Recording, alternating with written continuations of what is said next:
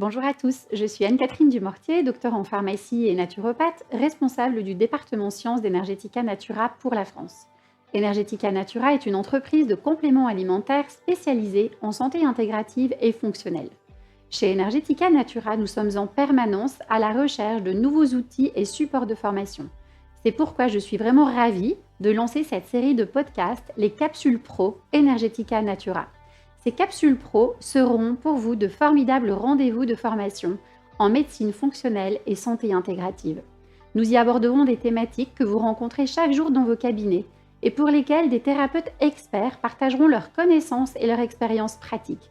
Cela vous permettra d'acquérir de nouvelles clés de compréhension et d'enrichir votre pratique. Retrouvez-nous régulièrement pour ces rendez-vous destinés aux professionnels de santé. Pour ces podcasts, nous aurons l'honneur de recevoir des experts. Les thèmes abordés seront traités sous des angles très pratiques, illustrés d'études scientifiques récentes, et cela vous permettra d'enrichir vos connaissances, de développer votre pratique et de mieux accompagner vos patients, que vous soyez expert ou débutant. Alors bienvenue dans nos podcasts et laissez-vous inspirer. Bonjour Dr Hertog et merci beaucoup de nous recevoir dans votre clinique de Bruxelles. On est très honorés de pouvoir réaliser cette parole d'expert avec vous. On va parler d'un sujet qui vous tient particulièrement à cœur, c'est le vieillissement cutané et comment prendre soin de notre peau pour qu'elle reste belle le plus longtemps possible. Alors, est-ce que vous pouvez, dans un premier temps, Dr Hertog, nous donner les principaux signes que vous observez pour objectiver le vieillissement cutané ? Bien, il y a surtout un signe très important, c'est simplement de pincer au niveau de la peau et de relâcher la peau. Et alors, normalement, la peau revient en 2 secondes de temps sur le dos de la main. Et chez les personnes très âgées, c'est 30 secondes, 35 secondes. Donc, vraiment, là, on peut voir le vieillissement. Alors, l'autre grand signe du vieillissement, c'est évidemment les rides, les joues qui s'affaissent, les rides qui se forment sur le corps et qui est vraiment un signe de vieillissement et correspond. Alors, il y a un troisième signe de vieillissement très important à avoir au niveau de la peau, c'est les taches de pigmentation. Il y a des études qui ont montré que plus on a de taches de pigmentation au niveau du visage, plus il y a de l'athérosclérose à l'intérieur du corps. Donc, l'athérosclérose, c'est le vieillissement des artères qui peut être plus accentué chez les personnes fortement pigmentées au niveau de la peau. On sait que ces taches d'hyperpigmentation, elles sont souvent redoutées et pas très esthétiques. Quels sont, d'après vous et d'après votre pratique, évidemment, les nutriments les plus intéressants pour essayer d'y remédier et de les améliorer ? Alors, un des nutriments très importants est l'extrait de pain, d'un pain maritime de la Côte d'Azur, et qui est un extrait d'écorce qui contient toute une série de différentes substances, des polyphénols surtout, mais de différentes sortes, et c'est très antioxydant. Si vous prenez 3 fois 25 mg par jour, par exemple, vous pouvez diminuer les taches de pigmentation d'environ 50% en 1 mois de temps. Et le mélasma, ces grosses taches qu'on peut voir sur les visages de femmes enceintes ou même d'autres, peut vraiment régresser très fortement. Et l'intensité peut aussi diminuer d'environ 25-30%. Donc, c'est pas seulement qu'il y a moins de pigmentation, mais les taches qui restent sont moins intenses. C'est intéressant d'avoir des solutions parce que souvent, les personnes sont un peu à la recherche justement de nutriments efficaces pour ce genre de problématiques.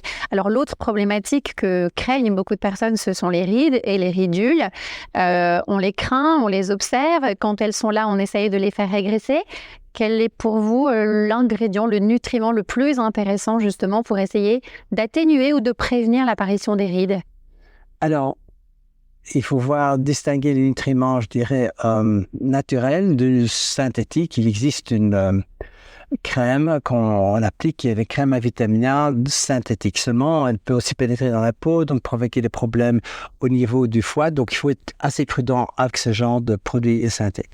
Mais il y a vraiment la vitamine A, disons rétinine palmitate, c'est la naturelle qu'on pourrait mettre carrément sur les rides et qui peut diminuer les rides.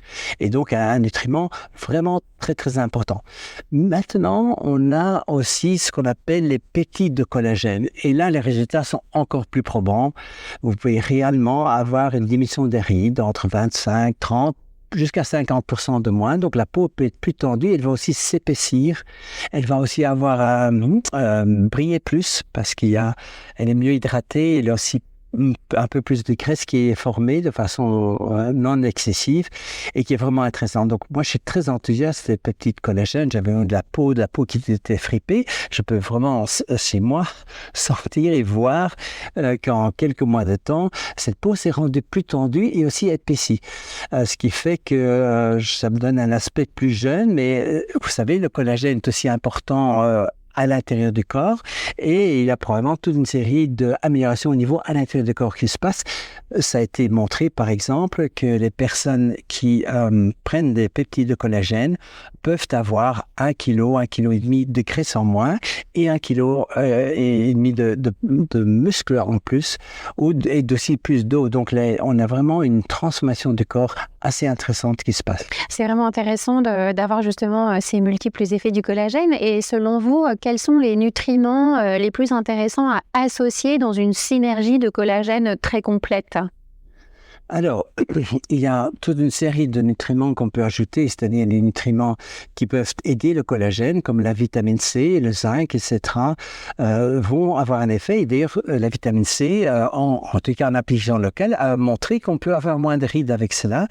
Également, le zinc, on a des souris, par exemple, qui n'ont pas de poils et où la peau peut se rider très fortement et elle va se rider d'autant plus qu'il y a une carence en zinc, par exemple, et en magnésium. Donc, il y a aussi le magnésium, est aussi un supplément à ajouter. Moi, j'ai aussi tendance à ajouter des acides aminés comme la carnitine.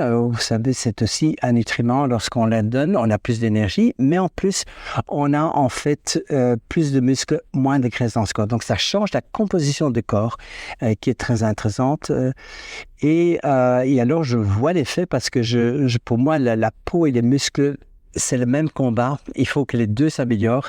Et donc, je donne aussi des suppléments qui améliorent ce côté-là. Alors, il y a aussi le coenzyme Q10 qui est un antioxydant qui peut donner des effets importants et qui a aussi monté un effet anti-rides. Et alors, un de mes favoris, c'est le pycnogénol. Pycnogénol aussi a montré de pouvoir diminuer les rides. Pycnogénol, c'est assez fantastique parce que dans les mêmes études où on a amélioré les gens qui ont du mélasma et des taches de pigmentation avec 3 fois 25 mg par jour, on avait aussi une diminution de l'anxiété, moins de fatigue et on avait donc toute une série d'autres améliorations. Il faut savoir que le pycnogénol est aussi bon au niveau cardiovasculaire, parmi le cœur. Les personnes qui gonflent au niveau dans les avions trop fortement gonflent 3 fois moins avec le pycnogénol. Donc, c'est vraiment un nutriment très, très intéressant. Si je reviens un petit peu sur l'utilisation du collagène, il y a beaucoup de questions qui sont posées sur les bénéfices de cette complémentation en collagène. Qu'est-ce que vous pensez de la présence de silicium dans les formules de collagène ? Alors, le silicium est très intéressant parce qu'il a aussi montré un effet de pouvoir diminuer les rides. C'est au niveau de la formation de collagène, il y a des rôles assez intéressants.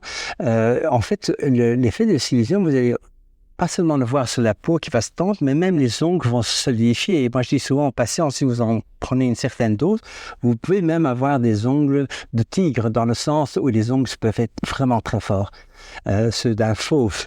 Et je trouve que c'est très intéressant. Alors, comment est-ce qu'on reconnaît la carence en silicium, hein? C'est pas seulement une peau qui est donc plus fripée, mais vous avez des ongles qui ont des taches des petites taches rondes au niveau des ongles. Et alors, le bord des ongles est plutôt grisâtre et pas blanc. Et donc, tout ça change en prenant du silicium, un supplément de silicium.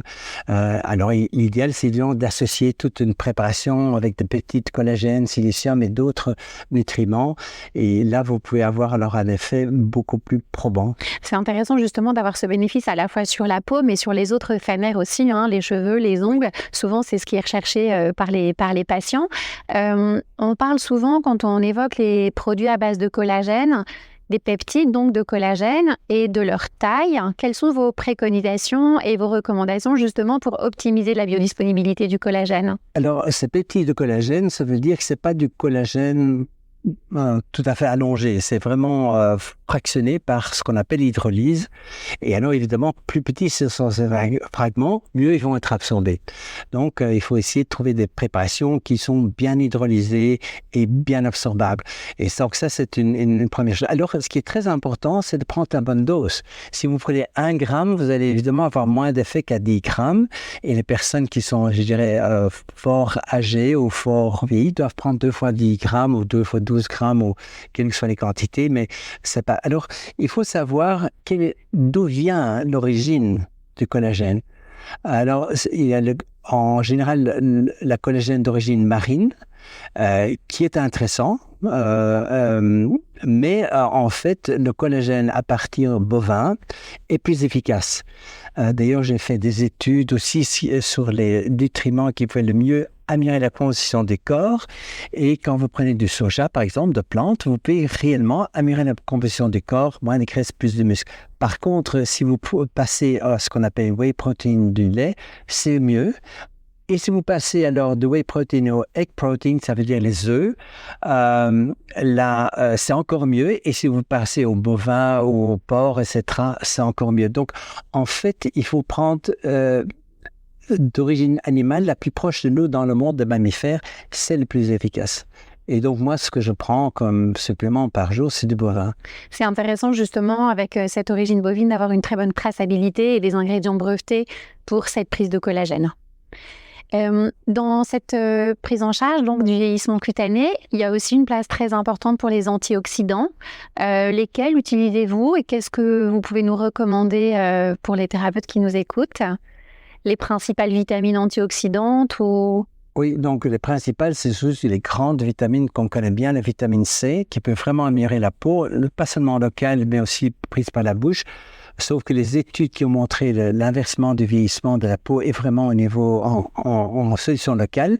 Il y a aussi la vitamine A qui est franchement vraiment très importante et qui est la vitamine principale de la peau en fait. Donc si vous avez une peau très sèche, vous reconnaissez ça, vous avez une peau granuleuse au niveau du haut du bras ou au niveau des cuisses, aussi au niveau du dos. Ça s'appelle la kératose folliculaire et c'est assez typique de la carence en vitamine A. Alors là, vous savez que vous pouvez améliorer la personne. Vous pouvez aussi améliorer, vous savez, ces fameux rides, par exemple, qu'en anglais on appelle Crawford's wrinkles au niveau du pli de l'œil, la patte doigt, aussi en français. Et en fait, ça peut vraiment diminuer en mettant une vitamine A locale. Donc, si vous avez une solution aqueuse ou en tout cas liposoluble de vitamine A, vous pouvez la mettre là. Ça a un très très bon effet. Je pense que quand il y a un vieillissement au niveau de la peau, du visage par exemple, il faut des applications locales et aussi prendre par la bouche. Donc, vous travaillez par l'intérieur et l'extérieur. Et donc, ça ne suffit pas de prendre par la bouche uniquement. Il faut aussi mettre une application locale en plus. Et là, vous avez un peu les principales vitamines. Alors, le zinc est aussi un peu antioxydant, comme c'est un antiride. Il y a des crèmes au zinc qui ont été faites, qui peuvent être mises en local et qui ont aussi montré des effets, en tout cas chez l'animal, d'amélioration. Il y a chez l'être humain une solution cuivre que zinc, mais surtout le zinc qui fonctionne, qui a aussi montré les effets de diminuer les rides. Donc, je pense qu'on a vraiment une belle panoplie de possibilités. Alors, bon, moi, je suis surtout aussi quelqu'un qui s'y connaît en hormones. Les thérapies hormonales donnent un effet aussi très, très important qu'il ne faut pas oublier. Et l'idéal, c'est de faire une supplémentation un peu complète de la personne, sans oublier la bonne alimentation.